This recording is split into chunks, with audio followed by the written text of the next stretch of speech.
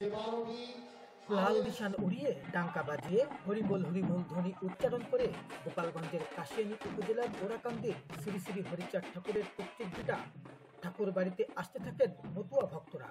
বেলা ১টায় প্রদীপ প্রজ্বলন করে মহাসম্মেলনের উদ্বোধন করেন বাংলাদেশ মতুয়া মহাসংঘের প্রধান উপদেষ্টা মহা মতুয়াচার্য শ্রী অমিতাভ ঠাকুর। প্রধান অতিথি ছিলেন বাংলাদেশ মতুয়া সংঘের সভাপতি শ্রী সুব্রত ঠাকুর। মতুয়া সম্মেলনকে ঘিরে পূর্ণ লাভের আশায় ভক্তদের পদচারণায় মুখর হয়ে ওঠে তীর্থধাম ওরাকান্দির ঠাকুর বাড়ি। এই জায়গায় আসে মানুষের মানসিক শান্তির জন্য আসে, যে ঠাকুর বাড়ি আসে অনেকের অনেক চাহিদা, মানে ঠাকুরের কাছে তার আবেগ জানানোর জন্য আসে। পুজো করি, সেবা দেই, এখানে এই যে কামনা সাগরে স্নান করি ঠাকুরের নাম নিয়ে। ঠাকুর বলছে যে কামনা সাগরে ডুবলি পাপ টাপ চলে যাবে। নিজেকে স্বাবলম্বী করবো, পাশাপাশি নতুন সমাজকে উঠে এনে আমাদের পরিচয় ঘটাই দিতে চাই যে আমরাও মানুষ। আমরা এখানে আসি সেই ইন্ধু নিতে, সেই এনার্জি নিতে, যেখানে আসলে পরে মনে সাহস জোগায় যে আগামী দিন আমরাও ভালো করব। সম্মেলনে যোগ দিতে গোপালগঞ্জ ছাড়াও দেশের বিভিন্ন জেলা থেকে নির্বিঘ্নে ঠাকুর বাড়িতে আসেন ভক্তরা। কোথাও কোনো বাধা না পেয়ে নির্বিঘ্নে ঠাকুর বাড়িতে আসতে পারায় খুশি ভক্তরা। আগত ভক্তদের জন্য ঠাকুর বাড়িতে আয়োজন করা হয় প্রসাদের।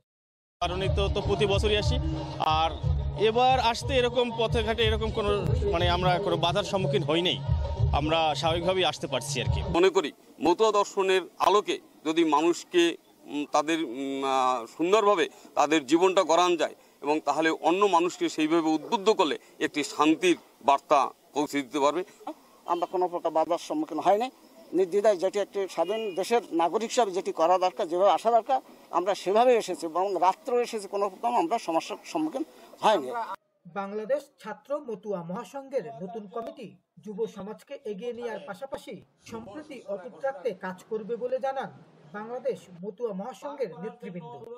এই দেশকে ভালোবেসে দেশের মাটিকে ভক্তি করে আমরা যে এই দেশে থাকতে চাই, এই দেশের সাথে নিজেদেরকে মানিয়ে নিয়ে মৃত্যু অবস্থান করতে চাই, এটাই আমাদের প্রতিজ্ঞা। এই দেশপ্রেমের মাধ্যমে আমরা দেশের শান্তি শৃঙ্খলা সহ সকলে মিলে যাতে সহ অবস্থান করা যায়, দেশবাসীকে একসঙ্গে একসাথে নিয়ে, তাই আশা করব যে এই কমিটি সেক্ষেত্রে নিরলসভাবে কাজ করে শান্তি শৃঙ্খলা সহ এই দেশের উন্নয়নে ঠাকুরের যে আদর্শ প্রতিষ্ঠায় বিশেষ ভূমিকা রাখবে। সম্মেলন শেষে মৃত্যুঞ্জয় গোস্বামীকে সভাপতি ও প্রসেনজিৎ বিশ্বাসকে সাধারণ সম্পাদক করে 501 বিশিষ্ট নতুন কমিটি ঘোষণা করা হয়। পরে আয়োজন করা হয় ভক্তিমূলক সঙ্গীতানুষ্ঠানে। এই অনুষ্ঠানে শিল্পীরা ভক্তিমূলক গান পরিবেশন করেন। বাদল সাহা, BNV টিভি, গোপালগঞ্জ।